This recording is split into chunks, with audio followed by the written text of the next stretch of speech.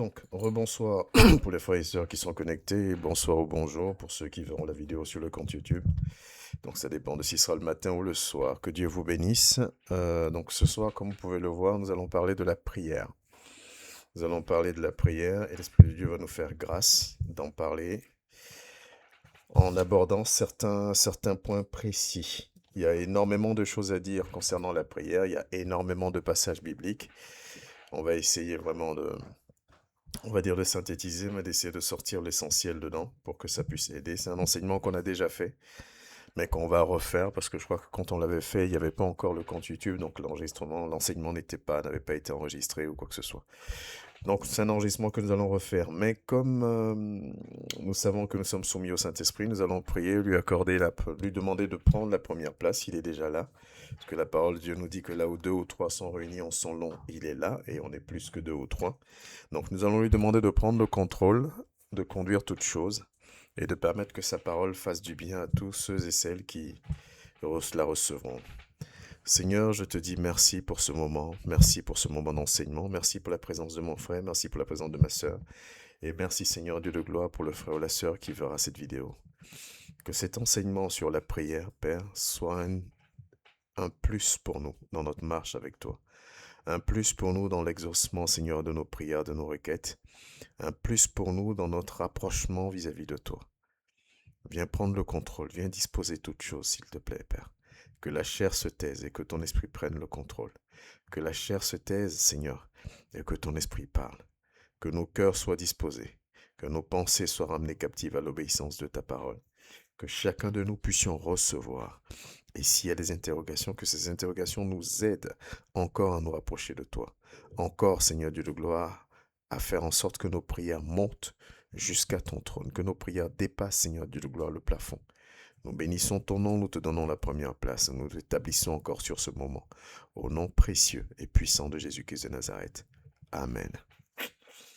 Donc nous allons parler de la prière. La prière, on va aborder différents points. On va parler de la prière dans le sens individuel, on va parler de la prière un peu, on va essayer de brosser un peu le côté collectif de la prière, le fait de prier en commun. On va se demander ce que c'est que la prière, comment prier, pourquoi prier dans ce sens-là. Qu'est-ce qu'on va encore essayer d'aborder? On va aborder aussi dans quelle disposition nous devons être quand nous prions. On va aborder différents points en tout cas. Il y a beaucoup de choses qui se disent, il y a beaucoup de choses qui s'entendent, qui ne sont pas forcément fausses. Vous allez comprendre pourquoi je dis qu'ils ne sont pas forcément fausses. Le petit souci, c'est que, comment je peux dire ça? On a tendance à vouloir, entre guillemets, je dis bien entre guillemets, imposer notre style de prière à un frère ou à une sœur. On a tendance à vouloir faire en sorte que tout le monde prie quasiment de la même manière. Et souvent, ce n'est pas méchant parce que l'idée derrière, c'est de dire, ben moi, c'est ce que j'expérimente, c'est ce qui fonctionne, donc pourquoi, enfin, je veux que l'autre fasse pareil parce que je sais que si l'autre fait pareil, l'autre expérimentera aussi ce que j'expérimente moi par ma manière de prier. On en parlera de ça. On parlera aussi de ce fameux aspect de la prière où on dit souvent, où j'arrête pas de vous répéter depuis un certain temps, que Dieu n'exauce pas la prière, il exauce la foi. Mais non pas que ça veut dire de ne pas prier, mais qu'est-ce que ça veut dire concrètement? On va parler de toutes ces choses-là. Mais on ne peut pas parler de la prière sans passer par le fameux passage de 1 Thessaloniciens 5 au verset 17, là où donc, voilà ce que l'apôtre Paul nous dit. Il dit prier sans cesse. 1 Thessaloniciens 5, verset 17, le fameux passage qui dit prier sans cesse. Il y a énormément de passages, comme je vous dis. J'essaie de vous en donner quelques-uns, histoire que je ne vous noie pas sous la tonne de passages, mais je vais essayer de vous donner des passages avec l'aide du Saint-Esprit pertinent. 1 Thessaloniciens 5, verset 17 nous dit prier sans cesse. Et même ce passage-là, il y a beaucoup de questions de dire, mais prier sans cesse, je ne peux pas prier tout le temps, je travaille, je ne peux pas prier tout le temps, j'ai des occupations. Mais ça veut dire quoi concrètement prier sans cesse? Puisque quand on va le lire aussi dans le livre de Matthieu, ou même dans le livre de Luc, Jésus dit, si vous priez, rentrez dans votre chambre, dans votre intimité, et ainsi de suite. Mais je ne peux pas continuellement être dans ma chambre. Concrètement, c'est quoi prier? On va aussi prendre le fameux passage de la prière que Jésus donne quand on lui demande comment prier Seigneur et qu'il enseigne le Notre Père qui est aux cieux. Bon, d'accord. Ok, mais pourquoi tout le monde ne fait pas le Notre Père qui est notre Père alors? Pourquoi est-ce qu'il y a plusieurs... toutes ces choses-là, on va essayer de les aborder. On va les aborder, même pas essayer, on va les aborder. La Bible nous dit, priez sans cesse. C'est le passage. Mais comment on sait aujourd'hui, il faut toujours contextualiser ce qui est dit. Il faut toujours le mettre dans un contexte. Si je prends juste 1 Thessaloniciens 5, verset 17, qui a un sens, hein, c'est une phrase, priez sans cesse. Ça a un sens, cette phrase-là. Mais pourquoi est-ce que Paul arrive à dire, à nous donner ce conseil-là? On va prendre à partir du verset 14 et puis on va dérouler tranquillement. La parole de Dieu nous dit ceci. Nous vous en prions aussi, frères, avertissez ceux qui vivent dans le désordre. Consolez ceux qui sont abattus, supportez les faibles, usez de patience envers tous. Prenez garde que personne ne rende à autrui le mal pour le mal, mais poursuivez toujours le bien, soit entre vous, soit envers tous. Soyez toujours joyeux. Priez sans cesse. Rendez grâce en toutes choses, car c'est à votre égard la volonté de Dieu en Jésus-Christ. N'éteignez pas le Saint-Esprit, ne méprisez pas les prophéties, mais examinez toutes choses, retenez ce qui est bon, abstenez-vous de toute espèce de mal. Ok, quand on remet tout ça dans le contexte, on pourrait se demander, mais pourquoi est-ce qu'on a besoin de prendre tout ce contexte-là? Le passage de verset 17 est assez clair, priez sans cesse. Mais quand on reprend tout, on voit que ce que Paul demande, et on dit toujours de contextualiser. On a fait déjà l'enseignement sur la méditation. Vous voyez, le premier passage dit « Nous vous en prions aussi, frères ». Nous vous en prions aussi, frères. Nous, c'est qui? Nous, c'est Paul, nous, c'est les serviteurs de Dieu. Nous vous en prions aussi. À qui? Vous, les frères et sœurs. Autrement dit, je suis concerné. Autrement dit, tu es concerné. Mais vous nous priez à faire quoi? Vous nous priez à faire des choses qui sont aucunement simples. Paul nous incite à faire des choses qui ne sont pas faciles. Je dis toujours, c'est facile de proclamer que je suis chrétien, mais sans aucun changement dans mon attitude, dans mes pensées. On va aller dans l'ordre. Sans aucun changement dans mes pensées, dans ma parole, dans mes actions et dans mes réactions, ce ne sont que des mots qui s'envolent. Et même dans le domaine professionnel, on dit toujours les paroles s'envolent et les écrits restent. Autrement dit, il faut une preuve. Dans le monde spirituel, on dirait les paroles s'envolent et les fruits restent. Donc, ce ne sont que des mots. Mais si nous sommes réalistes, si nous sommes vraiment sincères dans notre marche avec notre Dieu, et quand on va prendre des exemples de prières de certains serviteurs, on va se rendre compte qu'ils étaient concrets, ils étaient terre à terre. Ils n'étaient pas comme nous aujourd'hui qui proclamons sur tous les toits à qui veut l'entendre qu'on est spirituel. Dans le mot spirituel, on met plein de choses. Je suis spirituel. Qu'est-ce que ça veut dire? Je ne sais pas. Mais si tu es spirituel, tu n'as même pas besoin de le dire, tes fruits doivent parler pour toi. Mais si nous essayons d'imiter ces serviteurs que nous aimons tant, Paul, Pierre, Élie, tous ces grands serviteurs de Dieu, Paul dit, avertissez ceux qui vivent dans le désordre. Autrement dit, allez chercher, allez évangéliser, gagner des âmes. Consolez ceux qui sont abattus. Supportez les faibles. Supportez-vous les uns les autres. Il y a un passage, le même Paul qui dit que les plus forts supportent les faiblesses de ceux qui ne le sont pas. Usez de patience envers tous. Excusez-moi, je me suis trompé de bouton. Prenez garde, en plus de faire tout ça, il dit prenez garde que personne ne rende à autrui le mal pour le mal. Autrement dit, on va vous faire du mal. Mais poursuivez toujours le bien, soit entre vous, soit envers tous. Soyez toujours joyeux, et on arrive à ce fameux passage, priez sans cesse. Dans tout ce qui est cité, il n'y a rien de facile. Il n'y a rien de simple. Pour une simple raison. C'est que l'ennemi a eu le temps de corrompre notre chair. Une fois de plus, j'ouvre la parenthèse. C'est pour ça que quand on demande à Christ, mais qu'est-ce qu'il faut faire pour te suivre? La première chose qu'il dit, c'est renonce à toi-même. Autrement dit, renonce à ta manière de penser, renonce au désir de la chair, renonce à ce vers quoi ton corps t'attire, parce que ce vers quoi ton corps t'attire sera toujours opposé à ce que Dieu veut. La parole de Dieu nous dit aussi haut le ciel est au-dessus de la terre. C'est de cette même manière-là que mes pensées sont au-dessus des vôtres. Donc, ça veut dire qu'il y a, comment je peux dire ça? Il y a un gros travail à faire. Ma chair ne me pousse pas à faire preuve de patience, j'ai envie de dire entre guillemets indéfiniment. Ma chair ne m'emmène pas à aimer comme Christ veut que j'aime. Ma chair ne m'emmène pas à pouvoir supporter les faiblesses des autres. Je suis plutôt plus à même, c'est plus facile pour moi de juger, de condamner, de dire vous avez vu. C'est plus facile pour moi de mettre le doigt sur ce qui ne va pas dans la vie de l'autre. Plus compliqué dans la mienne, mais dans la vie de l'autre c'est plus simple. C'est les choses vers lesquelles je tends plus facilement.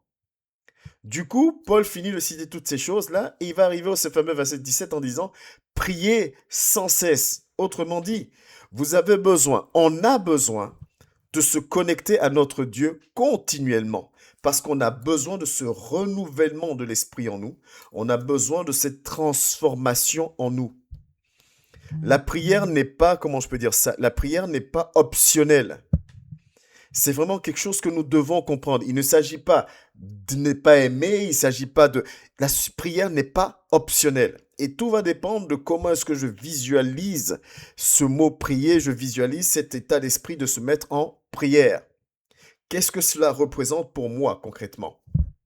Quand on me dit de prier, c'est quoi l'importance de la prière? La prière, l'importance de la prière, c'est que la prière te connecte avec ton Dieu. La prière te permet d'échanger, de communiquer avec ton Dieu, de communier avec ton Dieu. Elle est d'une importance fondamentale dans la marche du chrétien. C'est dans la prière que tu demandes le renouvellement. C'est dans la prière que tu demandes la restauration. C'est dans la prière. C'est dans la prière que tu fais toutes sortes de supplications vis-à-vis de ton Dieu. C'est dans la prière. C'est un moment personnel. C'est un moment de connexion. C'est un moment de communion. C'est un moment de communication avec ton Dieu. Et quand on parle de communication, ça veut dire que c'est dans les deux sens. Je vais parler à un Dieu que je crois être vivant, donc capable de me répondre. C'est très important. S'il y a un premier point qu'il faut que tu gardes à l'esprit, c'est que la prière est une communication. À chaque fois que tu veux élever la voix vers ton Dieu, que ce soit de manière très formalisée, comme ce qu'on va voir tout à l'heure, ou que ce soit de manière, je sais pas moi, je suis au volant de ma voiture, je suis au travail, peu importe, et dans mon fort intérieur, je suis en train de parler avec mon Dieu, je dois comprendre que je parle avec lui. Donc, il est en capacité de me répondre. Et la parole de Dieu nous dit que Dieu parle tantôt d'une manière, tantôt d'une autre. Je peux avoir ma réponse avec une grosse voix, comme souvent ce qu'on aime bien s'imaginer, comme je peux avoir la réponse à ma prière au travers d'une personne, d'une tierce personne qui va s'approcher de moi pour me dire certaines choses, ou même dans ma sensibilité à observer ce qui va se passer autour de moi, qui va m'apporter la réponse à ce que je viens de demander à mon Dieu. Donc, c'est une communication. Si j'entre dans la prière, vraiment pour dire de manière formelle, voilà, c'est un moment de prière. Je vais prendre l'exemple de ces 30 minutes quotidiens de prière qu'on a tous les jours au sein de l'Assemblée. Si je me connecte pour dire je me suis connecté parce que je vais éviter qu'on dise que je ne me voit pas connecté ou je veux me donner juste bonne conscience, il y a un souci. Parce que ces minutes-là sont une occasion encore pour nous de nous rapprocher de ce Dieu-là. Ces minutes-là sont une occasion pour nous de pouvoir lui parler. Ces minutes-là sont une occasion pour nous de pouvoir l'entendre nous répondre d'une manière ou d'une autre. Et ça, c'est quelque chose de très important. La prière est un moment privilégié entre ton Dieu et toi. Voilà ce que nous dit Matthieu 6 au verset 6. Quand tu pries, entre dans ta chambre, ferme ta porte et prie ton Père qui est là dans le lieu secret. Et ton Père qui voit dans le secret te le rendra. Dans ce petit passage, il y a énormément de choses. Quand tu pries, entre dans ta chambre. Ferme ta porte et prie ton Père.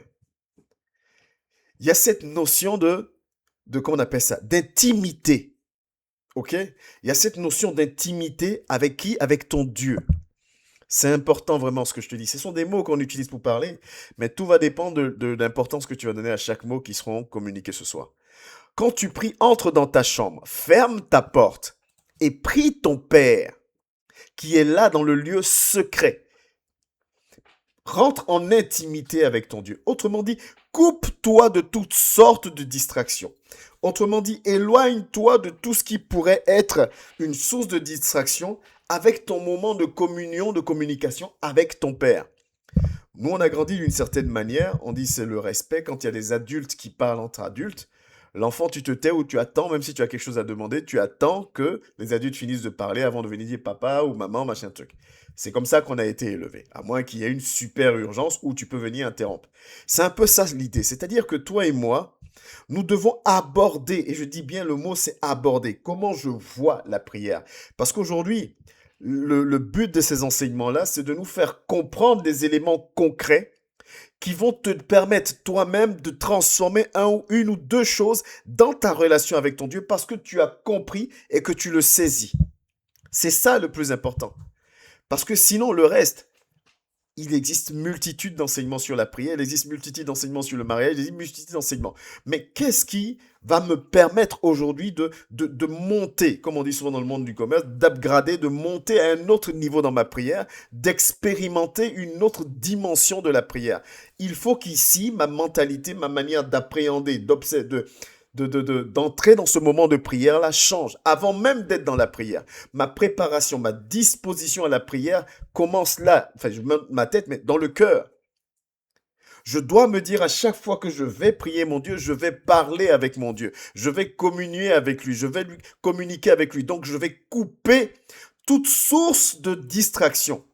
Je vais m'éloigner de tout ce qui pourrait représenter pour moi une distraction ou une manière quelconque de me déconnecter ou de ne pas pouvoir profiter à 100% de ce moment-là avec mon Dieu. Parce que c'est quelque chose, posant cet acte-là, je montre concrètement que c'est un moment privilégié entre lui et moi. Et nos prières, nos moments de prière sur ce piédestal-là, on est en train de lui donner cette fameuse place qu'il veut, c'est-à-dire cette place de numéro un. On dit, Seigneur, tu vois, quand je viens te parler, mais tout ce qu'il y a autour n'existe plus. C'est toi et moi. Est-ce que tu vois l'importance que tu as? Tu vois, je m'arrange pour que même pas mes enfants ne viennent me déranger. Même pas mon époux, mon épouse ne viennent. C'est toi et moi. C'est ce moment-là. Et je ne suis même pas encore d'entrer dans la prière. Là, je suis en train de dire, je vais rentrer dans la prière. Donc, je dois comprendre que c'est un moment d'intimité avec mon Dieu. Mais pendant ce moment d'intimité avec mon Dieu, qu'est-ce qui va se passer? On va se parler. Le passage dit, il est là dans le lieu secret. Autrement dit, il y a une notion de foi. On va prendre tout à l'heure Hébreux 11:6. Si je n'ai pas cette ferme assurance que mon Dieu entend ma prière, qu'il est là avec moi, ce que je suis en train de faire, c'est une récitation. Je suis en train de perdre mon temps pour rien. Parce que dans mon fort intérieur, je n'ai même pas cette conviction-là qu'il est là. Et c'est là où l'importance de cet enseignement, en mon sens, a lieu d'être. Certains vont dire, oui, mais quand j'y vais, je prie, je ne ressens rien. Donc quand je ne ressens rien, j'ai l'impression qu'il ne se passe rien. Ou quand je vais, je prie, le mur ne tremble pas. Ou il ne se passe pas ceci, il ne se passe pas cela. Et donc. Ça veut simplement dire qu'il y a un problème avec toi-même, ton appréhension, comment tu appréhendes, comment tu vois le moment de prière. Il y a un problème avec la foi que tu as. Parce que si tu vas vers quelqu'un et que tu te mets à parler sans être convaincu qu'il y a quelqu'un à l'autre bout, on va te dire que tu es fou, on est d'accord. Si je prends mon téléphone là et je me mets à parler comme ça, il n'a pas sonné, il n'y a personne au bout, on va dire mais qu'est-ce qui se passe? Il parle tout seul. Mais s'il y a quelqu'un à l'autre bout, ça ne gêne personne, c'est normal. Alors, je ne peux pas entrer dans la prière et ne pas être convaincu qu'à l'autre bout du fil, il y a quelqu'un. Je dois être convaincu qu'à l'autre bout du fil, il y a quelqu'un. Et donc, s'il y a quelqu'un à l'autre bout du fil, alors je ne peux pas lui dire n'importe quoi. Là, on commence à rentrer progressivement dans comment prier. Je ne peux pas lui dire n'importe quoi. En fonction de mon interlocuteur, j'adapte mon langage. En fonction aussi de mon éducation, en fonction de mon niveau, tout ce que tu veux, j'adapte mon langage, j'adapte ma position. D'où le fait, par exemple, de prier les yeux fermés, de prier à genoux, de prier la tête baissée. C'est pas des choses qui sont marquées de noir et blanc. C'est des choses simplement pour dire, mets-toi dans ta bulle. Mets-toi dans ta bulle. Comme on dit, par exemple, quand on conseille, je dis bien conseille, de prier en fermant les yeux, c'est pour dire, mets-toi dans ta bulle. Tant que tu n'es pas dans ton lieu secret et que tu es en groupe, machin truc, mets-toi dans ta bulle. Concentre-toi entre toi et ton Dieu. Le fait de se mettre à genoux, c'est aussi se mettre dans sa bulle, mais en même temps un signe de soumission. Donc, il y a énormément de choses. Et la position que tu prends et l'attitude que tu prends va être dictée par comment tu veux aborder ce moment-là. Est-ce que tu comprends ce que je dis? C'est ça qui va dicter la chose. C'est pour ça que tu vas voir certaines personnes, quand on dit moment de prière, s'ils étaient en train de faire quoi que ce soit, ils mettent tout ça de côté, ils sont dedans. D'autres personnes, on va dire moment de prière, peu importe, la télé allumée ou j'en sais rien, moi, quel exemple je peux prendre. Il est en train de jouer un peu sur son portable, le portable est toujours là. Seigneur, merci mon Dieu, machin truc. Parce qu'on n'a pas la même manière d'aborder le moment de prière. Et ta manière d'aborder le moment de prière montre l'importance que tu donnes à qui est au bout du fil. Qui est au bout du fil? Ce n'est nul autre que ton Père, celui qui t'a choisi, établi, celui en qui tu mets ta foi, celui que tu dis que tu vas servir, celui qui a la capacité de marquer ton nom dans le livre de vie. Donc à toi de voir comment tu abordes à partir de maintenant ton moment de prière. Il y a vraiment ce moment de préparation avant d'entrer dans la prière. Comment j'aborde ce moment-là. Et si vous avez bien lu entre les lignes, il y a deux cas de figure. Donc, il y a le cas de figure où c'est comment on appelle ça, mes moments de prière à moi tout seul, personnel. On va en parler aussi, je vous conseille de ritualiser. Enfin bref, on va y arriver. C'est mes moments de prière à moi tout seul. Et donc, ces moments-là, je m'isole autant que faire se peut. Quand je peux, je m'isole. Si je ne peux pas, je me mets dans une bulle. Mais l'essentiel, c'est d'avoir ce moment d'intimité réel avec mon Dieu parce que c'est mon moment à moi. Amen. Ça, c'est un premier point. Donc, comment je vais aborder ces moments-là? Le côté prier sans cesse, je suis en voiture, on a parlé du fait que la prière, c'est une communication. Je ne vais pas trop rentrer dans ce détail tout de suite parce qu'on va rentrer aussi dans comment prier. On va arriver là-bas. Donc, c'est comment tu abordes ce moment-là. Comment tu prépares ce moment-là. Comment tu fais pour y arriver. Moi, le conseil que je te donne, c'est de ritualiser. Que je nous donne, c'est de ritualiser. Ritualiser, autrement dit, c'est quoi? Si tu as du mal à prier, si j'ai du mal à prier, ritualise. Mets-toi des heures fixes. Mets-toi des moments fixes où tu t'isoles, où tu prends un moment avec ton Père pour communiquer avec lui. Mets-toi ces moments-là. Ritualise, c'est important. Pour toi, c'est important pour moi. Si tu ne ritualises pas, il y en a un qui ne dort pas, il y en a un qui ne s'amuse pas et qui fera en sorte que tu n'y penses pas. Ou même si tu y penses, tu n'as pas la force de. Il fera en sorte que tu ne sois pas dans les meilleures conditions. Un, pour parler à ton Dieu et deux, pour recevoir ce que lui aussi a à te dire. C'est un moment de communication. Je vais le redire peut-être pendant tout le temps de cette étude. Donc, si tu n'y arrives pas, fais comme moi, ritualise. Ritualise ces moments-là. Et au début, ça va être ritualisé. Quand je dis ritualisé, c'est-à-dire tu mets des heures, des jours précis, tu mets même un réveil une alarme sur ton téléphone. Et plus ça va aller, plus tu vas grandir. C'est-à-dire que plus tu auras cette capacité de t'auto-discipliner pour avoir ces moments de prière très réguliers, très fréquents avec ton Dieu. Après, ce sera moins un rituel. Vous comprenez maintenant pourquoi là, au niveau de l'Église, on parle de 30 minutes de prière quotidien. Pour qu'on ait cette notion de ritualiser les choses pour pouvoir nous connecter à notre Dieu. C'est important pour emmener le peuple à prier. 30 minutes, ce n'est rien normalement dans une journée. 30 minutes, ça doit être un plus. Même si malheureusement, je sais que ces 30 minutes représentent les seuls moments de prière pour certains d'entre nous, normalement, ça doit être 30 minutes de plus de prière. Mais n'empêche que si ces 30 minutes-là existent, gloire à Dieu, au moins, on passe de 0 à 30 minutes de prière par jour. Donc nous devons vraiment ritualiser ces choses. Et donc le côté aborder la prière. Avançons encore un tout petit peu plus. C'est un moyen, c'est une occasion. Pour toi, c'est un moment de supplication, d'invocation, d'intercession. OK? Pour s'adresser à Dieu, d'adoration.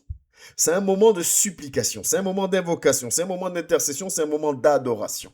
C'est un moment dans lequel on met énormément de choses. C'est un moment dans lequel tu peux dire énormément de choses à ton Dieu. Amen. Énormément de choses à ton Dieu. Et on va rentrer progressivement dans ce qu'il faut dire. On va prendre par exemple un passage dans Philippiens 4, du verset 5 au verset 6. Qui va nous permettre de reconnaître, de rentrer un peu plus. Voilà ce que le passage nous dit dans Philippiens 4. Que votre douceur soit connue de tous les hommes, le Seigneur est proche. Votre douceur soit connue de tous les hommes. J'ouvre une parenthèse, je dis souvent donnant envie que les gens aient envie de nous écouter, les gens aient envie de nous suivre. Déjà, ne serait-ce que donner envie. Que votre douceur soit connue de tous les hommes. Que d'être là à tout le temps dire oui, mais toi on te parle de Dieu, tu feras. Bref, je ferme la parenthèse. Le Seigneur est proche. Ne vous inquiétez de rien, mais en toute chose, faites connaître vos besoins à Dieu par des prières et des supplications avec des actions de grâce. Ne vous inquiétez de rien, mais en toute chose, faites connaître vos besoins à Dieu par des prières et des supplications avec des actions de grâce. Autrement dit, c'est ce que je vous disais, les moments de prière, tes moments de prière ou même les moments de prière en commun, en fonction de comment ils sont dirigés, vont te servir à faire connaître à Dieu à apporter devant ton Dieu, à venir devant ton Dieu avec des supplications, avec des moments d'invocation, donc de proclamation, avec des moments d'intercession, d'intercession de prière, et des moments d'adoration, on va reconnaître sa grandeur. C'est dans ces moments-là que tu peux le faire. Pendant qu'on est sur ce passage-là, je vais répondre à une question. Il n'y a pas une bonne manière de prier que tout le monde doit appliquer. Par contre, ce qu'il y a, une qui est commune, qui doit être commune à nous tous, c'est la compréhension de ce que ça représente et comment aborder ce moment-là. Je reprends. Il n'y a pas une bonne manière de prier et qu'on va dire tout le monde doit la dupliquer. Mais il y a une bonne manière de comprendre comment je dois aborder ce moment-là. Et si on comprend tous comment aborder ce moment-là, comment prier, pourquoi prier et comment habiller ce moment-là avec notre Dieu, on verra les fruits, la manifestation, l'exaucement de Dieu derrière. On va prendre des exemples. Vous allez voir que certains serviteurs vont prier en demandant ceci, d'autres serviteurs vont prier sans demander quoi que ce soit. Quand on prend par exemple le serviteur Paul, les seules fois où il a demandé des choses le concernant, c'est mentionné dans la Bible. Ça veut dire que c'était tellement rare. Paul priait plutôt pour son salut, pour grandir, pour que les âmes soient tous gagnées, pour que les âmes persévèrent, pour qu'il y ait, comme on appelle ça, la détermination, enfin, qu'il ait la force de continuer la mission. Une des rares fois où il a prié pour lui-même, c'est quand il a prié pour le mal qu'il avait. Ça, c'est un cas de figure. Certains vont expérimenter un type de prière qui va marcher avec eux. D'autres vont expérimenter aussi un autre type de prière qui va fonctionner avec eux. Du moment où, une fois de plus, la base, la compréhension du pourquoi de la prière, de comment on habille la prière, elle est comprise. Ça va dépendre de ton intimité avec ton Dieu, 1. Ça va dépendre de ton intimité, on va parler de ta relation que tu as avec ton Dieu, 1. Deuxièmement, ça va dépendre de ton niveau spirituel, 2. Et troisièmement, pour couronner le tout, ça va dépendre de ton niveau de foi. Autrement dit, je ne dois pas être là à dire, mais pourquoi tel prix comme ça, pourquoi tel prix comme ça, pourquoi tel prix comme ça. Il y a plusieurs raisons aux différentes prières. 1, sa relation avec son Dieu. 2, son niveau spirituel. 3, son niveau de foi, qui est peut-être différent de toi. Ou même son alliance avec son Dieu. Souvenez-vous par exemple de... On va prendre un exemple. Oui, on va prendre cet exemple-là. On va prendre 2 prières. On va prendre la prière de Élie dans 1 roi. Ok, 1 roi, c'est comme ça. 1 roi 17.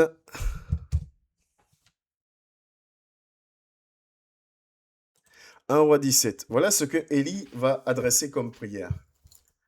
Élie, le Tchibite,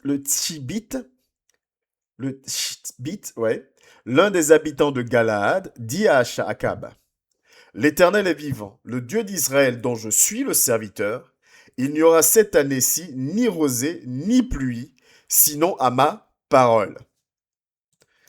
Je remets dans le contexte. Élie va proclamer, il va crier à Dieu, il va parler à Akab le roi. Il va dire sur ma parole, il y aura aussi vrai que je suis serviteur de Dieu, il n'y aura plus de pluie ni de rosée, la fameuse famine et sécheresse. Il n'y aura plus rien. Sauf quand moi je viendrai dire, maintenant il peut pleuvoir. Pourquoi je vous donne cet exemple-là? Je vous donne cet exemple-là pour parler, et je ne choisis pas cet exemple au hasard, je parle d'Élie. Élie qui était un serviteur très grand. Et dans le livre de Jacques, Jacques nous dit quoi? Élie était un homme comme toi et moi. Ça veut dire quoi? Ça veut dire que Élie va proclamer. Élie va ordonner quelque chose. Et cette chose-là va s'accomplir. Cette chose-là va exister. Au verset 2, Dieu lui donne des consignes pour qu'il aille se cacher dans la montagne, il va le nourrir. Élie va proclamer quelque chose que Dieu va faire. C'est une prière qu'Élie fait. Élie proclame avec foi. Et cette chose arrive. Ça, c'est un style de prière, par exemple. Élie avait cette relation avec son Dieu. Donc, Élie priait dans ce sens-là. Si on prend un autre exemple, on va prendre Daniel. La Bible nous dit que Daniel voulait prier pour un cas de figure, il voulait une réponse. Et encore, le serviteur nous enseignait dessus dimanche. Et la réponse a mis 21 jours à arriver. Mais quand l'ange vient apporter la réponse à Daniel, l'ange dit, mais quand même, avant même que tu pries, quand tu as commencé à murmurer, à respirer, Dieu avait déjà débloqué la situation. Et l'ange va appeler Daniel, que tu es considéré comme, va dire à Daniel que Dieu te considère comme la prunelle de ses yeux. Il y a des gens, vous allez voir, qui n'ont même pas besoin d'élever la voix pour dire, Seigneur, j'ai besoin de ça. Dieu fait. Il y a des gens qui n'ont même pas besoin de se mettre à genoux comme toi ou comme moi ou je ne sais pas qui pour dire Seigneur, Seigneur, Seigneur. Et Dieu agit dans leur vie. Maintenant, pourquoi je vous parle de ça? Si ces personnes-là se basent sur ça en disant mais vous, je ne vous comprends pas, pourquoi vous ne faites pas comme ci, pourquoi vous ne faites pas comme ça? L'idée n'est pas mauvaise derrière. La seule chose, c'est le niveau spirituel et la relation qu'on a avec son Dieu qui est totalement personnelle et qui peut être différente comme qui peut être pareille aussi. Ce qui doit être plutôt compris dans le sens, dans l'histoire que je donne, c'est le niveau, l'attitude, la position spirituelle d'Élie, la position spirituelle de Daniel, qui leur permettait de déclencher ces exaucements de la part de Dieu, des fois sans même avoir besoin d'ouvrir la bouche. C'est une question de niveau spirituel. Si on prend le fameux exemple de Jérémie, Jérémie au chapitre 20 du verset 7 au verset 12, on ne va pas lire parce qu'on l'a déjà plusieurs fois lu. Quand Jérémie prie, regardez la réalité de sa prière. Jérémie dit des choses concrètes. Il dit, mais tu m'as convaincu de venir te servir et je suis venu vers toi. C'est une prière.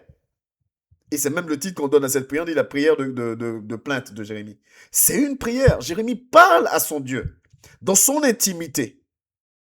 C'est pour ça que je vous dis, il n'y a pas une manière de prier. Vous prenez différents serviteurs de Dieu, ils avaient tous, en fonction de leur relation avec leur Dieu, une manière de prière, une manière de s'adresser à lui. Ils avaient tous leur manière de s'adresser à leur Dieu. Ils avaient tous leur manière d'élever la voix vers lui. Ils avaient tous leur manière de déclencher l'exaucement dans leur vie par rapport à leur niveau spirituel, par rapport à leur relation, à leur marche avec leur Dieu.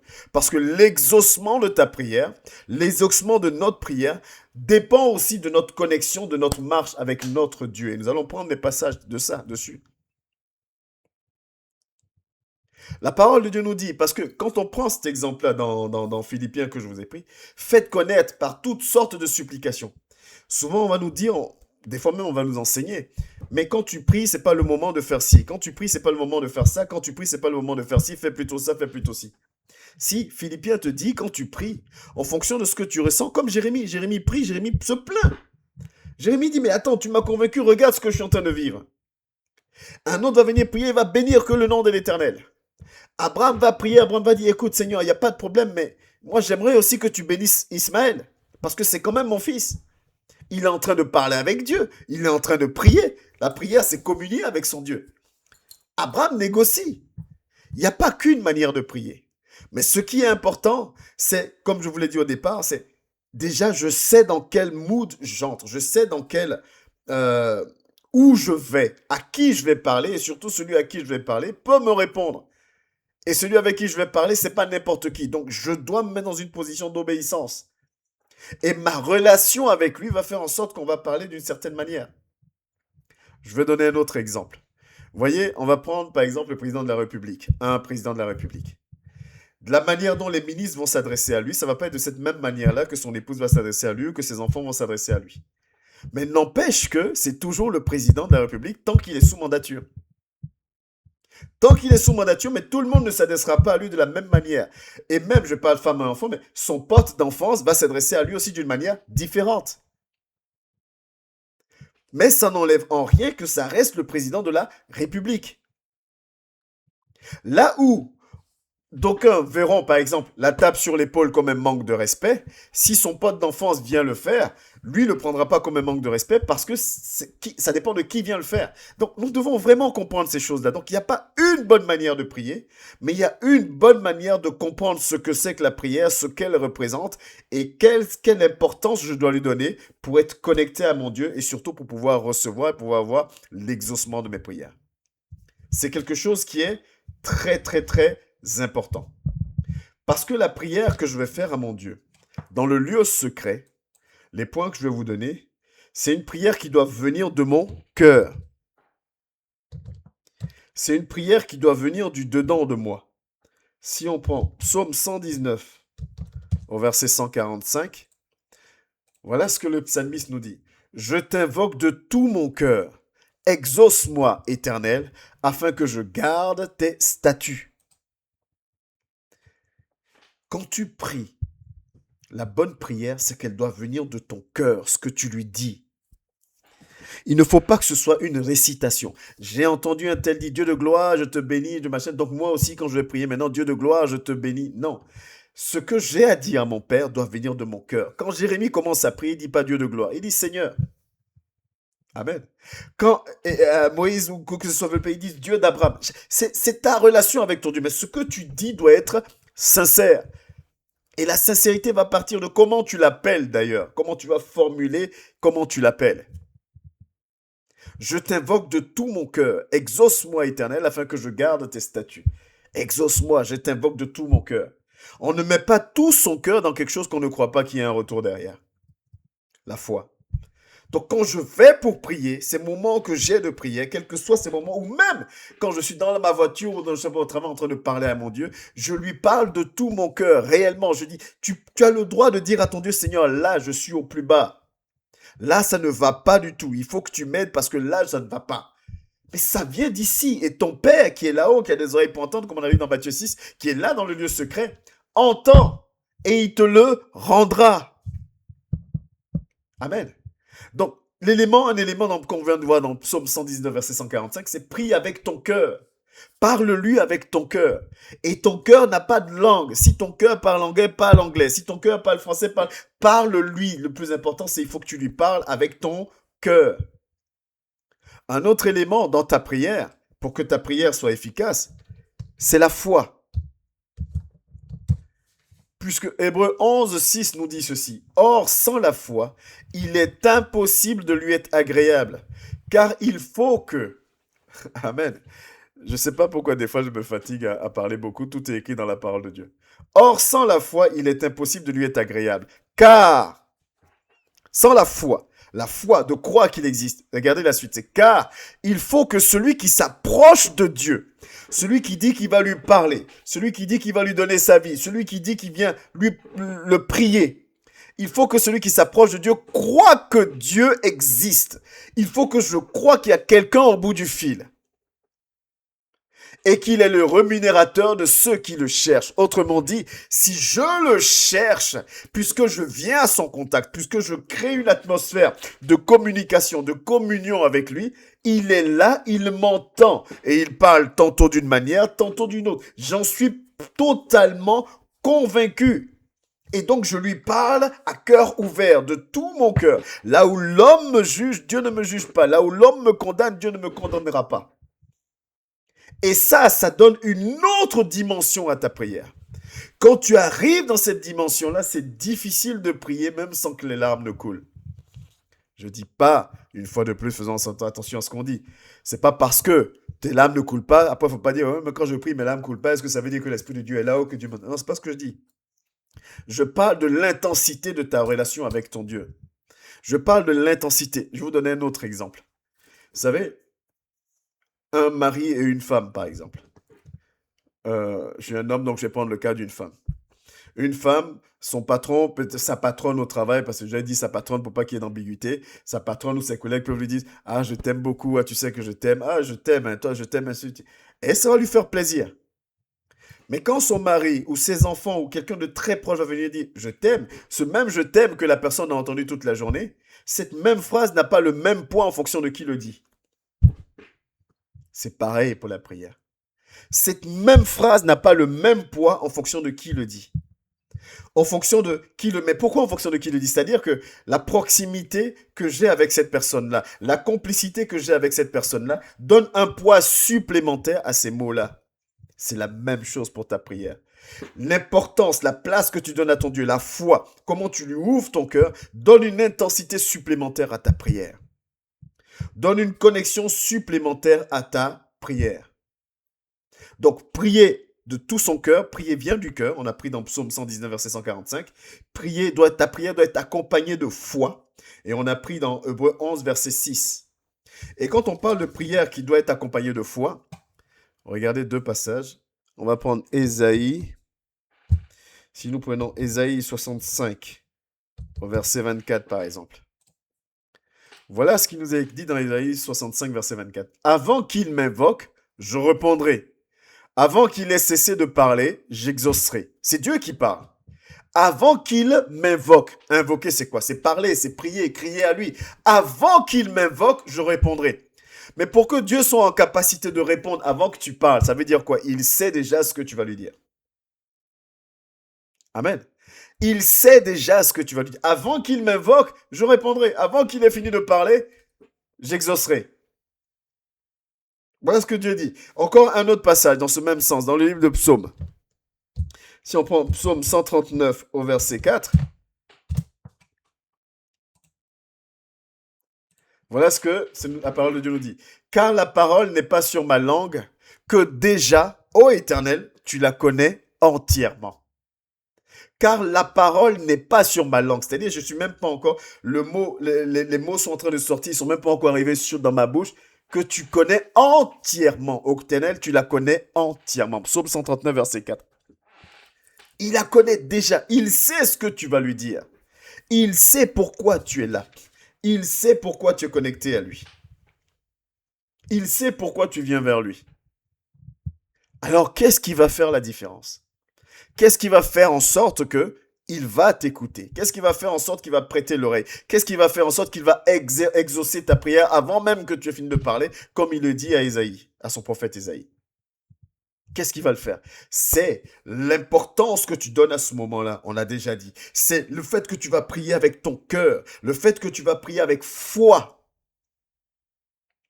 Et aussi le fait que tu vas prier dans le nom de Jésus.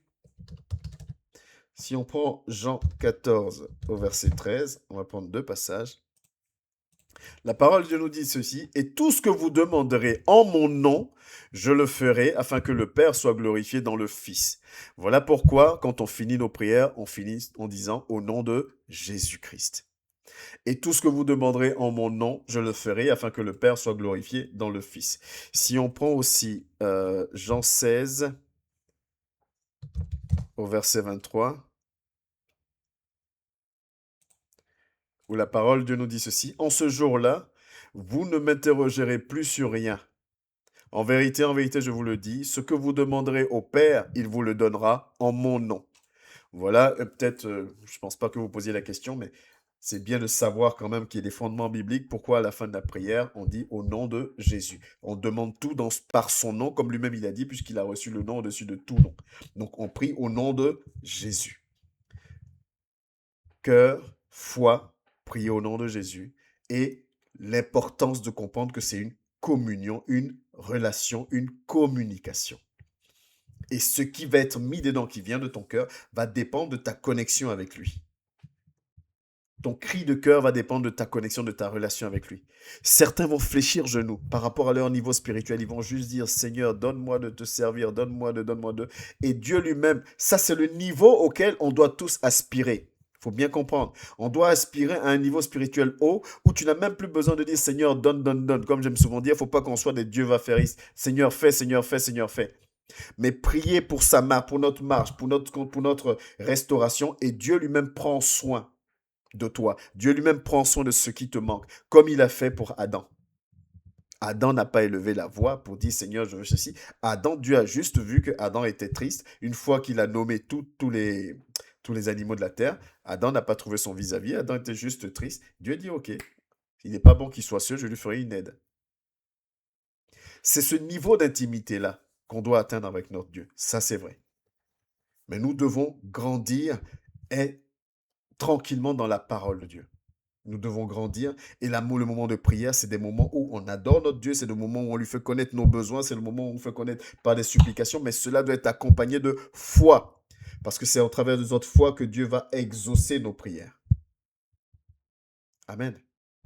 Un autre point que j'aimerais toucher aussi durant ce programme, c'est que l'exaucement de ta prière va dépendre de ta marche avec Dieu. L'exaucement de ta prière va dépendre de ta marche avec ton Dieu. Autrement dit, la manière dont tu fonctionnes avec ton Dieu de cette manière-là, comme on appelle, dépendre l'exaucement de ta prière. Si on prend Jean 15 au verset 7, voilà ce que Jésus lui-même dit, comme souvent ce que j'aime dire un peu pour rigoler, mais qui n'est pas totalement faux. On peut discuter sur tous les passages bibliques de qui que ce soit, mais quand c'est Jésus qui parle, il n'y a pas de discussion possible. Si vous demeurez en moi, et que mes paroles demeurent en vous, demandez ce que vous voudrez et cela vous sera accordé. Voilà un passage où nous les chrétiens, on aime bien la partie où il dit demandez ce que vous voulez et je vous donne. Oui, mais il y a une condition. Si vous demeurez en moi et que mes paroles demeurent en vous. Autrement dit, si votre conduite, si votre marche, si vos pensées, vos paroles, vos actions, vos réactions sont conformes à ma volonté, demandez ce que vous voudrez et cela vous sera accordé. Oui, mais je ne comprends pas pourquoi j'ai pas ceci. Je ne comprends pas pourquoi j'ai pas ceci. Je ne comprends pas pourquoi c'est pas ceci. Faut que l'Esprit de Dieu demeure en nous. C'est important. Notre marche, notre position, notre positionnement nous aide ou en tout cas favorise l'exaucement de nos prières. Élément très important. Si je prends le livre de Jacques, mais Jacques 4, verset 3, ouais, ça parle aussi de ma position qui dit, vous demandez et vous ne recevez pas, parce que vous demandez mal dans le but de satisfaire vos passions. Mais ce passage-là, pour bien le comprendre, il faut peut-être prendre à partir du verset 1. De quoi il s'agit quand on parle de passion? Il dit, d'où viennent les luttes et d'où viennent les querelles parmi vous? N'est-ce pas de vos passions qui combattent dans vos membres? Nos passions, autrement dit, ce dont on a besoin, ce dont on aspire, qu'est-ce qu'on n'a pas, qui nous attriste. Ah, mais j'aimerais avoir un enfant, j'aimerais être marié, j'aimerais une voiture, j'aimerais une grosse voiture, j'aimerais des habits, j'aimerais ceci, j'aimerais cela. Donc, on a besoin de ces choses-là, on demande ces choses-là, ce qui fait que ça nous pousse, vous convoitez et vous ne possédez pas. Vous êtes meurtrier et envieux et vous ne pouvez pas obtenir. Vous avez des querelles et des luttes et vous ne possédez pas parce que vous ne demandez pas. Et même quand vous demandez et vous ne recevez pas parce que vous demandez mal dans le but de satisfaire vos passions, quand on remet le passage dans son contexte. Donc ma position, ma manière de marcher sont importantes dans mon moment de prière. Amen. Dans mes moments de prière. C'est pour ça souvent ce que j'aime dire, c'est quoi? La méditation va nourrir ma vie de prière va nourrir ma méditation. Ma méditation nourrit ma vie de prière nourrit ma méditation. Parce que je dois comprendre, ma méditation m'emmène à comprendre ce que représente ce moment avec mon Dieu. Ma méditation m'emmène à comprendre ce que mon Dieu attend de moi. Ma méditation m'emmène à comprendre que je suis encore loin de ce que Dieu attend de moi. Ma méditation m'emmène à comprendre comment envelopper ma prière, comment m'adresser à lui. Et donc, quand je tout ça en connaissance, je vais vers lui pour dire, Seigneur, ok, j'ai vu beaucoup de choses que tu attends de moi. J'ai besoin de ton aide afin d'être à ce niveau-là. Et donc, une personne qui médite, sa prière sera différente d'une personne qui ne médite pas. Parce qu'une personne qui ne médite pas va avoir une prière de Dieu va faire, Seigneur fais, Seigneur fais, Seigneur fais, Seigneur fais, Seigneur fais. Plutôt Seigneur donne, Seigneur donne, Seigneur donne, Seigneur donne, Seigneur donne. Une personne qui médite beaucoup, sa prière va plutôt être Seigneur permets que je sois, permets que je sois, permets que je sois, permets que je sois. Et il y aura peu de Seigneur donne. On a des besoins. Il arrive des moments où on a besoin de lui dire aussi Seigneur j'ai besoin de ça. C'est un moment d'intimité. On met ce qu'on veut dedans, c'est entre lui et nous. Père, là, vraiment, regarde là. Vraiment, pour l'église, j'ai besoin de ceci, j'ai besoin d'une voiture parce que j'ai besoin de, j'en ai besoin. Fais grâce. Mais cela vient du cœur, accompagné par la foi dans le nom de Jésus. C'est ma relation avec lui. Mais ma prière, si elle a duré 30 minutes, c'est pas que Seigneur donne la voiture, c'est aussi Seigneur donne-moi d'être à la hauteur. Seigneur donne-moi de grandir. Seigneur donne-moi d'avoir cette croissance. Seigneur donne-moi. La méditation me nourrit, me permet de grandir, d'alimenter ma prière. Mais une fois, comme on revient dans le livre de Philippiens, dans ma prière, c'est ma relation avec mon Dieu, on parle de beaucoup de choses. Mais transforme-moi, guide-moi, garde-moi, toujours plus près de toi. Toujours plus près de toi. Donc je dois prier avec foi. Mais il y a un élément aussi qu'on n'aime pas beaucoup, les gars. On n'aime pas trop cet élément-là, c'est-à-dire que quand tu pries, il faut aussi accepter que ce soit la volonté de Dieu qui se fasse et non pas la tienne. Les choses doivent se faire selon la volonté de Dieu et non pas la nôtre. Parce que souvent, c'est aussi pour ça que Jacques, dans le livre qu'on vient de lire, nous disait, Jacques nous met en garde en fait. On veut tellement ces choses-là, quand on les a pas, alors que Dieu sait que c'est pas la bonne chose pour nous, quand on les a pas, ça nous attriste, ça nous éloigne de Dieu au lieu de nous rapprocher de lui. Donc il faut avoir cette notion-là. Puisque quand on dit que c'est un Dieu qui parle, c'est à deux sens. S'il parle, ça veut dire qu'il peut dire oui, comme il peut dire non, comme il peut dire patiente, comme il peut dire, voilà, il répond. Mais il n'est pas obligé de répondre favorablement à ce que je lui demande. Il n'y a pas d'obligation. Dieu fait comme il veut. C'est une notion que je dois garder aussi. Dieu fait comme il veut. Si on va dans Jacques, on l'a lu.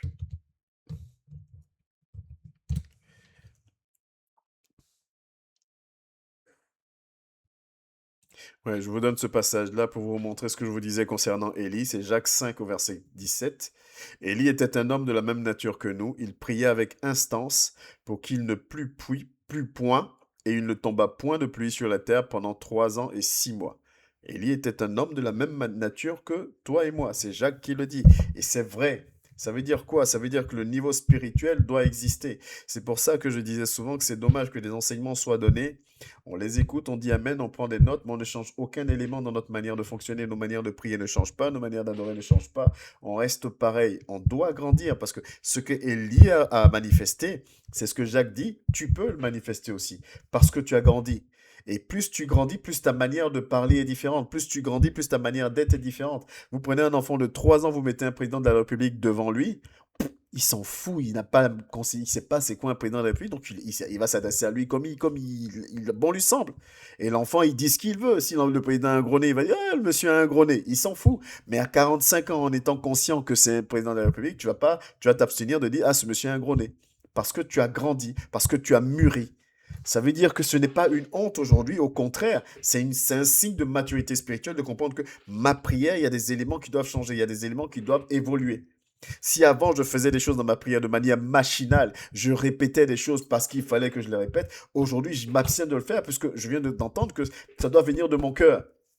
Je dois savoir ce que je dis, ça doit venir de mon cœur et il y a quelqu'un au bout du fil qui entend et qui va me répondre. Donc je dois aussi être dans une disposition de recevoir sa réponse d'une manière ou d'une autre. Si je viens demander quelque chose à Dieu, il faut que j'attende une réponse. Il faut que j'observe, il faut que je me mette dans une position d'observation parce qu'une réponse peut avoir lieu. Donc il faut que je sois dans une position de recevoir aussi. Et ça, c'est important. Même si nous le minimisons des fois, malheureusement. Mais ça reste très important. Ça reste très important. Donc, ce que je mets dans ma prière, c'est important. Comment je m'adresse à mon Dieu, c'est important. Comment je l'appelle, c'est important. La manière dont je l'appelle montre le niveau d'intimité qu'on a ensemble. Mon positionnement montre le niveau d'intimité qu'on a ensemble. Je sais qu'il aime bien quand je le prie à genoux, contrairement à quand je suis couché et que je suis à moitié endormi. Donc, comme il aime, je le fais. Parce que ce que je veux, c'est déclencher l'exaucement. Ce que je veux, c'est déclencher une réponse. Je parle à quelqu'un, je suis en communication avec quelqu'un. Si tu l'abordes, si je l'aborde dans ce sens-là, ça ne va plus être lourd pour moi de prier. Parce que c'est une communication avec mon Dieu. J'ai besoin de lui parler cœur à cœur. J'ai besoin de lui parler avec foi, avec sincérité. Et je sais qu'il va me répondre. Et ma méditation, le fait de le connaître, de connaître sa parole et donc de savoir ma position aujourd'hui va m'aider à améliorer ma manière de lui parler. Je ne suis pas parfait. C'est lui qui peut me transformer, c'est lui qui peut modeler, c'est lui qui peut encore améliorer comment je suis avec lui. Et sans la foi, Hébreux 11, verset 6, on ne peut pas lui être agréable. Je dois être capable de. Vous connaissez tous ces histoires qui existent en disant, je sais pas moi, il y a tellement de versions, quelqu'un qui est là en train de se noyer en plein milieu de l'océan ou ce que vous voulez, et qui crie à Dieu, Seigneur, aide-moi, il y a un chalutier, un bateau qui passe. On dit, monsieur, on peut vous aider? Non, j'ai prié à Dieu, Dieu va venir m'aider. Il y a quelqu'un d'autre, enfin, 2, 3 bateaux comme ça qui passent, et il meurt finalement, il se retrouve face à Dieu, il dit, mais j'ai prié, mais Dieu dit, mais je t'ai envoyé des bateaux pour venir te sauver. Donc, quand tu pries, il faut être conscient que Dieu va exaucer d'une manière ou d'une autre. Donc, il faut être sensible pour discerner après ce que Dieu dit. Est-ce qu'il a dit oui? Est-ce qu'il a dit non? Qu'est-ce qu'il a dit? Parce que s'il a dit non et que moi je m'entête, j'ai zéro discernement. Parce que s'il a dit non et que moi je m'entête, t'inquiète pas, il y a quelqu'un d'autre qui peut me le donner. Mais lui, il me le donne toujours à un grand prix. Lui, il donne très facilement et très vite. Il donne très très vite, lui. Donc, il faut que j'arrive à discerner la réponse de mon Dieu. Est-ce que c'est oui? Est-ce que c'est non? Est-ce que c'est patiente? Est-ce que c'est peut... Qu'est-ce que, Seigneur, tu me dis? C'est une communication. Donc, quand on rentre dans le moment de prière, il faut être disposé. Seigneur, je t'ai dit un truc. Qu'est-ce que tu me dis en retour? Qu'est-ce que tu me dis en retour? Et surtout, avoir la position de se soumettre. Parce que n'oublie pas qu'il est Dieu. Il est Dieu. Tu ne peux pas obliger Dieu à faire quoi que ce soit, sauf par la foi. Mais il est Dieu. Et il peut te dire oui comme il peut te dire non. Amen. Et le fait d'avoir cette notion-là nous parle complètement d'humilité. L'humilité qui doit nous accompagner quand nous prions. Vous connaissez tous ce passage de Luc 18 à partir du verset 10. Les deux personnes qui vont prier. Deux hommes montèrent au temple pour prier. L'un était pharisien et l'autre était publicain. Le pharisien debout priait ainsi en lui-même. Ô Dieu, je te rends grâce de ce que je ne suis pas comme le reste des hommes, qui sont ravisseurs, injustes, adultères ou même comme ce publicain. Souvent quand on lit ce passage-là, nous les chrétiens, on dit oh, moi je prie pas comme ça, moi je suis pas comme ça. Mais va plus loin. Va plus loin. Parce que ce qu'il est en train de dire là, c'est pas faux. Il est en train de dire que lui, peut-être que, comment on appelle, je tue pas, je ne vole pas, je ne commets pas d'adultère. Qu'est-ce que je peux donner comme exemple encore? Je, je paye mes offrandes, je fais ceci, parce que même, attends, je suis pressé, mais il continue. Je jeûne 2 fois la semaine, je donne la dîme de tous mes revenus. Il dit ce qu'il fait et ce qu'il dit est vrai. La Bible ne nous dit pas qu'il ment. Il dit, moi je fais ça, moi je fais ça, moi je fais ça, moi je fais ça, moi je fais ça. Ça, c'est sa prière à lui. Quand on lit ces prières-là, nous, souvent le chrétien ne se reconnaît pas dedans. Fais attention parce que tu es dedans. Ou même quand tu dis, mais tu juges ou tu indexes l'autre dans sa manière de prier ou de faire des choses, tu es dedans. La prière, c'est une relation intime entre Dieu et toi. C'est toi, ta relation avec lui. Si toi, tu l'appelles Abba Père, tu sais pourquoi tu l'appelles Abba Père. Peut-être que moi, je vais l'appeler Adonai parce que je sais pourquoi je l'appelle Adonai. Ne dis pas, Seigneur, moi je suis pas comme lui parce que lui il t'appelle Adonai, moi je t'appelle Abba Père, moi j'ai compris quelque chose que lui n'a pas compris. Non, ça veut dire que spirituellement je suis pas si haut que je le prétends. Donc l'humilité doit nous accompagner. Le publicain se tenait à distance, mais dans l'histoire, le publicain c'est quoi? Le publicain c'est des personnes qu'on considère comme des voleurs, comme des personnes pécheresses, des personnes qui connaissaient pas Dieu et qui étaient loin de lui. Puisque le premier c'est un pharisien, docteur de la loi, connaît la loi. Les chrétiens, nous, épaulettes qui arrivons jusqu'à la tête. Le publicain se tenait à distance. Il est loin, n'osait même pas lever les yeux au ciel. Mais il se frappait la poitrine. Mais pourquoi il avait cette position, le publicain? Parce qu'il avait conscience que Dieu était là. Parce qu'il avait conscience de la sainteté de Dieu. Il avait conscience de la grandeur de Dieu. Est-ce que vous voyez quand on va un peu plus loin? C'est-à-dire que le publicain n'a pas cette position-là juste pour vous. Il a cette position parce qu'il a conscience. Et c'est ce que je n'arrête pas de vous dire depuis le départ. Prenons conscience de quand on rentre dans le moment de prière, mais on va parler à Dieu là. Hein. Je vais parler à quelqu'un de... Waouh. Donc il faut que je sois dans les dispositions. Et je sais que je ne suis pas parfait. Donc je ne vais pas venir avec les épaules comme ça, Seigneur. Et dans la journée, certainement, j'ai menti. Donc je viens doucement. Je viens pas comme si j'ai raison sur tout, comme le public, comme le pharisien. Il dit se tenant à distance, n'osant même pas lever les yeux au ciel, mais il se frappait la poitrine en disant, ô Dieu, sois apaisé envers moi, qui suis un pécheur. Je vous le dis, voilà la prière du publicain. Sois apaisé envers moi qui suis un pécheur. Lui, il reconnaît son état de pécheur. La Bible ne dit pas qu'est-ce qu'il faisait, mais certainement il faisait des choses bien aussi. Il n'y a personne qui fait des choses que du mal, que du mal. Il avait certainement des choses bien et des choses mal. Pareil que le pharisien. L'humilité du chrétien, l'humilité nous quitte.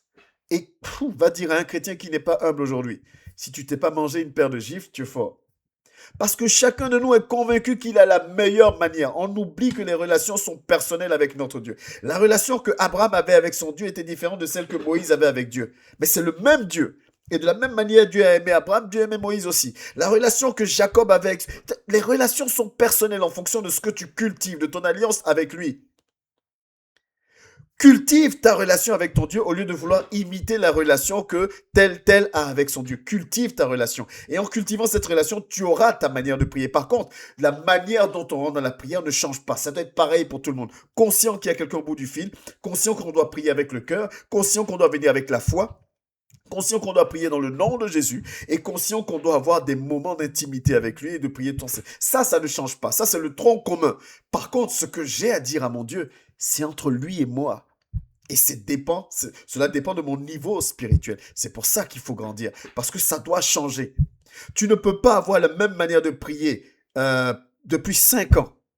Tu dois grandir. Ça veut dire qu'il y a quelque chose qui n'a pas voulu. On n'aime pas entendre ces choses, mais c'est la réalité. Ça veut dire qu'il y a des choses qui n'ont pas bougé. Ça veut dire que spirituellement, il y a des choses, tu stagnes. Alors qu'on ne doit pas stagner. Ma manière de prier doit changer. Pourquoi? Parce que je grandis. Pas changer parce que je veux changer, changer parce que je grandis, parce que je suis plus nourri, je suis de plus en plus nourri spirituellement dans la méditation, je suis de plus en plus nourri spirituellement dans ma relation avec mon Dieu, je sais de plus en plus reconnaître, discerner ses réponses, je sais me soumettre à ce qu'il dit, alors je grandis et je sais de mieux en mieux comment lui parler et surtout comment me soumettre à sa volonté et à ce qu'il me demande.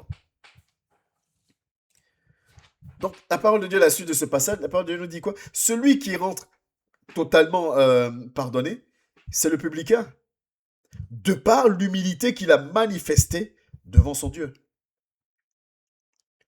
Amen. De par l'humilité qu'il a manifestée devant son Dieu.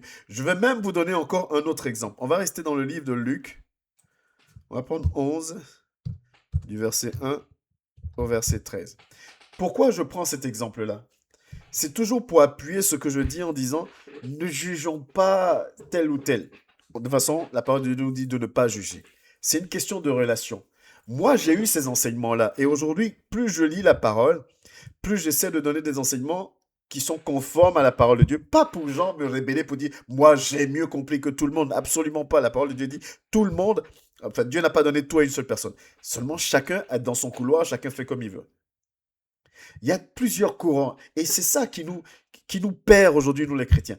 D'autres vont te dire, si tu pries qu'à la foi, demande qu'une seule fois. D'autres vont te dire, mais si tu pries ainsi. Mais les passages, comme une fois de plus, c'est ta relation avec ton Dieu parce que les deux ne sont pas faux. Seulement ne juge pas et ne condamne pas l'autre. Regarde simplement. La Bible, Jésus lui-même dit. Jésus priait un jour en un certain lieu. Lorsqu'il eut achevé, un de ses disciples lui dit, Seigneur, enseigne-nous à prier comme Jean l'a enseigné à ses disciples. Luc 11, oui, c'est ça. Donc, ça on connaît. Il leur dit, quand vous priez, dites, Père, que ton nom soit sanctifié, que ton règne vienne. Donne-nous chaque jour notre pain quotidien. Pardonne-nous nos péchés, car nous aussi, nous pardonnons à quiconque nous offense, et ne nous induis pas en tentation. Il leur dit encore, cette prière-là, c'est Luc qui raconte. Vous connaissez un peu l'histoire. Luc n'a pas marché avec Jésus, Luc qui raconte. Quand vous partez dans Matthieu, là, vous avez la prière telle qu'on la connaît, notre Père qui est aux cieux, ainsi de suite. Là, c'est Luc qui raconte. Donc, c'est pour ça qu'il y a une petite différence. Mais là où qui nous intéresse, c'est à partir du verset 5. Il leur dit encore, si l'un de vous a un ami et qu'il aille le trouver au milieu de la nuit pour lui dire, ami, prête-moi 3 pains, car un de mes amis est arrivé de voyage chez moi et je n'ai rien à lui offrir.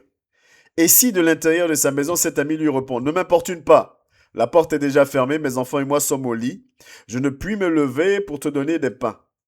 Je vous le dis, même s'il ne se levait pas pour les lui donner parce que c'est son ami, il se lèverait à cause de son importunité et lui donnerait tout ce dont il a besoin.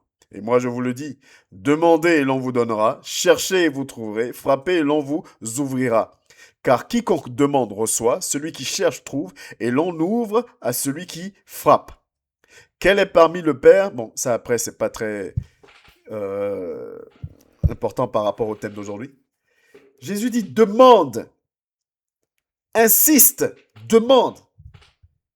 Montre-moi que tu tiens à cette chose-là. Peut-être qu'aujourd'hui, je vais te dire non, mais par ton insistance, je dis Seigneur, donne-lui, je vais t'accorder cette chose. Demande. Il faut savoir arracher sa bénédiction. C'est ta relation, ton cœur, ta foi, ton humilité, ton niveau spirituel. Demande à ton Dieu, prie ton Dieu. Sache, faut savoir arracher tes grâces, faut savoir arracher tes bénédictions, faut savoir faire en sorte que le nom de l'Éternel, que Dieu exauce sa prière. Comme il a dit à Isaïe, il dit avant même que la parole soit sur ma langue, je connaissais déjà l'entièreté. Avant que tu finisses de parler, j'avais déjà exaucé. Nous devons arriver à ce niveau-là où nous arrivons à déclencher cela. Nous devons arriver à ce niveau-là. Amen. La prière en commun, c'est très important la prière en commun. Dernièrement, je vous avais lu Acte 4 à partir du verset 29, où on voit les disciples prier, demander des choses concrètes à Dieu, et la parole de Dieu nous dit, juste après leur prière, la terre a tremblé. C'est comme quand on prend Ecclésiaste 4 du verset 11 au verset 12, où on parle de la corde à 3 fils. La prière en groupe a une force. Mais elle a une force, pourquoi? Parce que là où 2 ou 3 sont réunis en son nom, autrement dit, là où 2 ou 3 sont réunis dans le même objectif, on vient prier notre Dieu. Il y a quelqu'un, dans tout ce qu'on vient de dire, pour ne pas me répéter, si on est 3, 4 dans le même objectif, quand on prie, notre prière a une grande efficacité et Dieu exauce sa prière. La prière en groupe est importante, mais il ne faut pas prier avec n'importe qui. Il y a des personnes de par leur position peuvent éteindre ta prière. On l'a vu dans le peuple d'Israël, avec Josué, même avec Moïse. À cause d'une personne, le peuple commence à connaître des défaites. Parce qu'une personne, une famille a péché, alors que le peuple d'Israël était immensement nombreux. Donc, c'est des choses que nous devons comprendre. C'est des choses que nous devons expérimenter. C'est pour ça qu'il faut nourrir la communion fraternelle. C'est pour ça qu'il faut s'entretenir les uns les autres pour que tous on soit dans le même mood, dans le même moule, pour que quand on se lève pour prier en commun, mais que la terre tremble. Parce que ce sont des justes qui élèvent la voix vers Dieu dans le nom de Jésus et qui le poussent à exaucer la prière qu'ils ont fait monter vis-à-vis de lui. C'est des choses que nous devons comprendre. C'est des choses que nous devons saisir. Donc, si je veux m'arrêter là, parce qu'il y a tellement de choses à dire, ça fait déjà 1h05 que je parle, moi je te conseille dans un premier temps de ritualiser les moments de prière. Autrement dit, mets des alarmes, mets des créneaux pour que tu puisses avoir des moments d'intimité avec ton Dieu, conformément à Matthieu 6, verset 6. Ces moments-là, ne les appréhende pas comme des moments, bah j'ai mis donc il faut que je le fasse. C'est des moments où tu veux communier avec ton Dieu, donc fais-le d'un cœur sincère. Ça, c'est un point. Quand tu parles à ton Dieu, parle de tout ton cœur. Quand tu pries, prie avec foi, avec cette ferme assurance qu'il y a quelqu'un au bout du fil qui t'entend. Et il faut savoir adorer son Dieu. Il ne faut pas devenir des chrétiens. Seigneur donne, Seigneur donne, Seigneur donne. Mais il faut aussi savoir lui dire merci. Il faut aussi savoir mettre notre foi en action. Il faut aussi savoir l'adorer, l'élever, le bénir. C'est des moments de communion, de communication. Prenez l'exemple de Jérémie. Jérémie parle, il se plaint, il se plaint, il se plaint. Mais à un moment donné, il ne peut pas s'empêcher de dire, mais Seigneur, tu prends soin de moi, tu es bon, tu es comme ci, tu es comme ça. Donc il faut savoir toucher le cœur de Dieu. Il faut savoir entretenir ta relation avec ton Dieu par tes moments de prière, par ta manière de prier. Il faut savoir entretenir. La prière, le Notre Père, c'est une prière qui est biblique. Elle est dans la parole de Dieu. Elle n'est pas que pour l'Église catholique, elle est dans la parole de Dieu. Notre Père qui est aux cieux. Par contre, comme je vous avais dit, une fois j'avais commencé à le faire, je pensais que j'allais avoir le temps de le faire aujourd'hui, mais le temps est avancé. Chaque phrase de ce que tu proclames dans la prière du Notre Père t'engage. Amen. T'engage. Pardonne-nous nos offenses comme nous pardonnons aussi à ceux qui nous ont offensés. Et à la suite de ce passage-là, il dit, si tu ne pardonnes pas les offenses, je ne te pardonnerai pas aussi. Donc c'est une prière qui nous engage. Mais si je la fais comme une récitation sans conscience ou sans tout ce qu'on vient de dire là, vous voyez que c'est juste un coup d'épée dans l'eau. Alors que c'est une prière que Jésus nous donne, qui nous engage. C'est-à-dire que ce que je proclame, c'est ce que je fais. Parler avec son cœur, on vient de le dire encore. On l'a dit, je ne sais pas combien de fois pendant ce programme-là. La prière doit être prépondérante. Et j'aimerais finir cet enseignement-là avec le passage par lequel, c'était ça, nous avons commencé, qui est celui-là. Un chrétien, un disciple, un enfant de Dieu doit prier sans cesse. Autrement dit, parle sans cesse à ton Dieu. Parle à ton Dieu. Cultive ta relation avec lui. Parle-lui. Connecte-toi à lui. Cherche à grandir. Et ta manière de t'adresser à lui sera de plus en plus affinée, de plus en plus impactante, de plus en plus juste.